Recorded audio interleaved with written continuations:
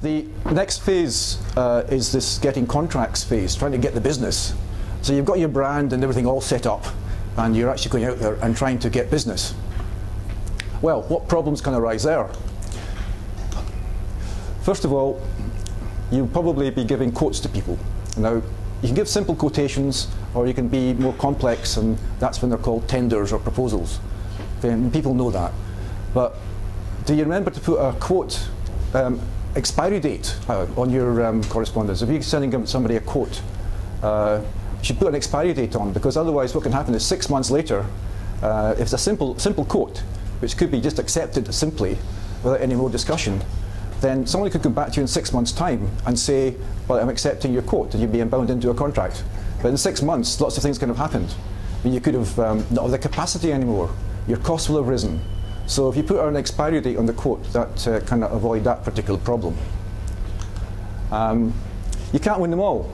You go after a lot of business and not get it.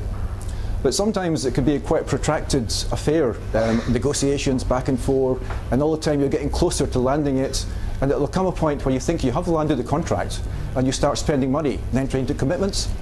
That's where you've got to be really careful, because any money, any cost that you incur, any spend, or any commitments you enter into, then if you don't get the contract, you have no claim against the potential customer. So it's important to know when a contract actually exists, right? Given that if it doesn't, then you won't get that money back. You may have booked resources, venues, bought materials in preparation, but if there's not actually a contract legally in existence, you'll be left with these costs and all these embarrassing commitments. So knowing when the contract is in place is important. Now, the law reckons that people in business should know when a contract's created and what the criteria are, and they should know that you can't recover your costs for what's spent in anticipation of getting a contract. So, well, when is a contract created? Well, there's got to be the consensus, a meeting of the minds. There's got to be a clear offer and acceptance. But beyond that, is it a contract?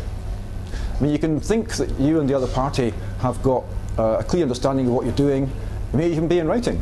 But is it actually clear? Because a lot of contracts I've seen are so vague in some respects that they can be declared void later on. So you enter into the contract, and somewhere down the line, there's a question of, well, one of the key elements of it,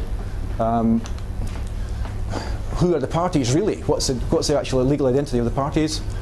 What exactly is being done? How much is being paid for it, and how, and when's it going to actually be delivered, the service or the actual items? So this question of vagueness and lack of certainty in a contract can be fatal, and so be aware of that as well when you're actually getting your contracts sorted out, because like many things I'm talking about today, it's very hard to sort them out afterwards if they're not set up properly in the first place.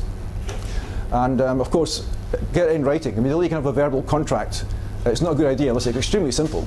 You have verbal contracts every day where you go on the bus or buy your sweeties, but anything more complex, you really have it in writing.